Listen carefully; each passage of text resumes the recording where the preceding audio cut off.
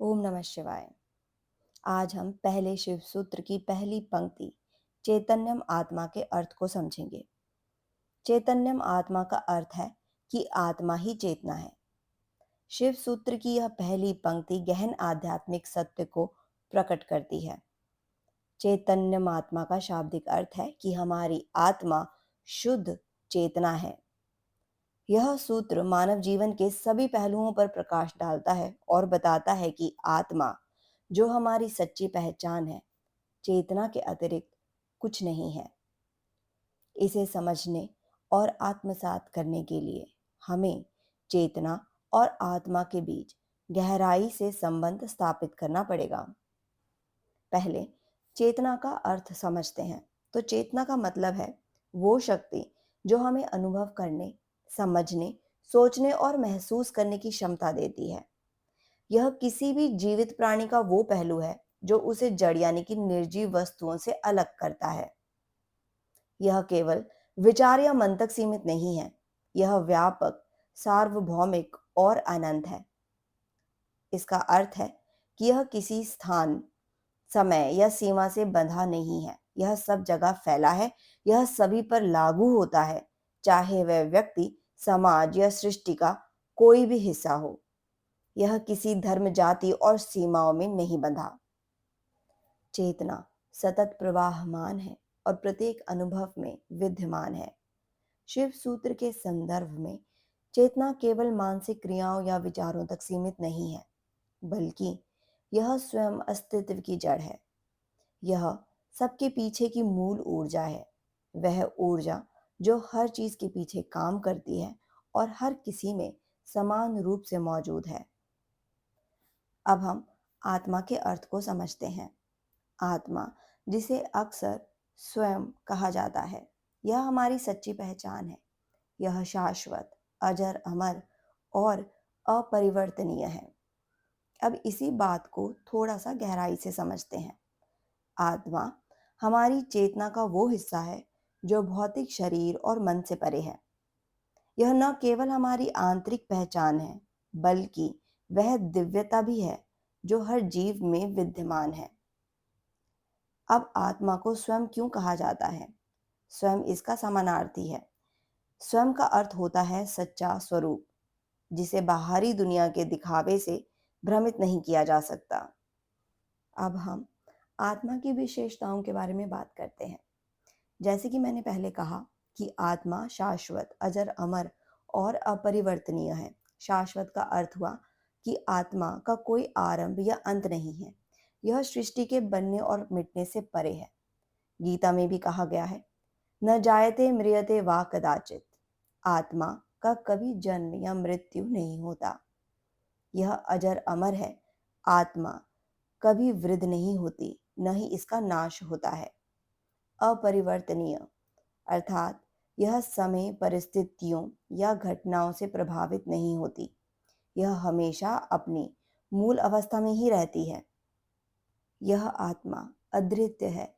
यह किसी भी बाहरी वस्तु से अलग नहीं है, बल्कि सर्वत्र व्याप्त है। शिव सूत्र कहता है कि आत्मा को समझने का अर्थ है चेतना को समझना, क्योंकि आत्मा और चेतना एक ही है। यह चेतना आत्मा की अभिव्यक्ति है। आत्मा शुद्ध चेतना के रूप में प्रकट होती है।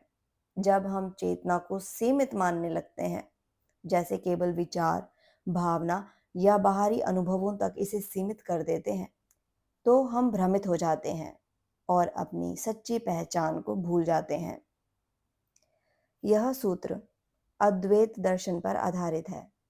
द्वैत का अर्थ होता है जब हम अपने शरीर, मन और इंद्रियों तक सीमित अपने आप को समझते हैं, तो हम द्वैत में फंस जाते हैं। यह हमें आत्मा और जगत को अलग अलग मानने पर मजबूर करता है।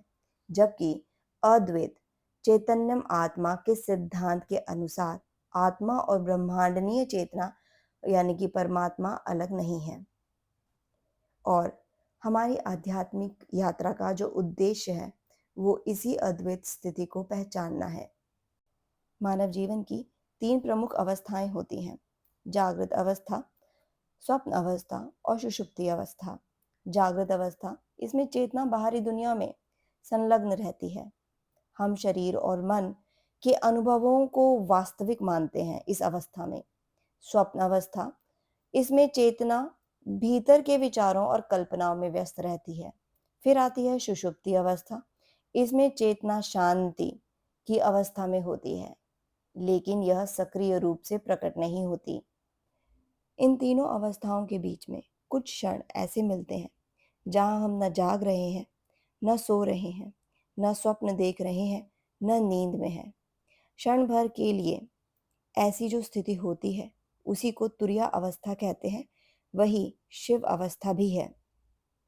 यह शुद्ध चेतना की अवस्था है। यह चैतन्य आत्मा की स्थिति है जहां आत्मा को उसकी शुद्धता में अनुभव किया जाता है, और इसी स्थिति में ध्यान देने से समाधि भी लगती है।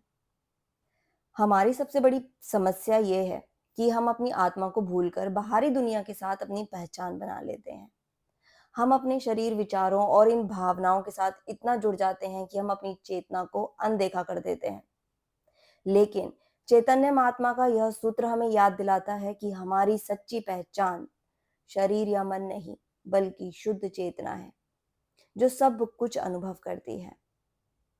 शिव सूत्र का उद्देश्य केवल फिलॉसफी झाड़ना नहीं है, आपको दर्शन देना नहीं है, बल्कि यह अनुभवजन्य ज्ञान है।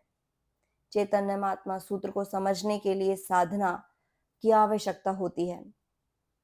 ध्यान के माध्यम से हम अपनी चेतना को बाहरी विकर्षणों से हटाकर आत्मा पर केंद्रित कर सकते हैं। ध्यान हमें द्वैत से परे अद्वैत की स्थिति में ले जाता है। मैं कौन हूं? इस प्रश्न का उत्तर खोजते समय यह समझ में आता है कि हम केवल शरीर या मन नहीं, बल्कि शुद्ध चेतना है। शिव शुद्ध चेतना का प्रतीक है और उनकी उपासना से साधक चैतन्य की अवस्था तक पहुंच जाता है। यहां पहुंचकर माया का अंत हो जाता है। साधक ब्रह्मांड के साथ एकता को पहचानता है। दुख, अज्ञान और बंधन समाप्त हो जाते हैं। इस ज्ञान को केवल बौद्धिक रूप से समझना पर्याप्त नहीं है। इसे साधना और अनुभव के माध्यम से आत्मसात करना आवश्यक है। जब साधक इस सत्य को पहचान लेता है, तो वह जन्म मृत्यु के चक्र से मुक्त होकर शिव की अनंत चेतना में विलीन हो जाता है। आज इसे यहीं पर विराम देते हैं, और इसे सुनने के लिए आप सभी भक्तों का धन्यवाद। ओम नमः शिवाय।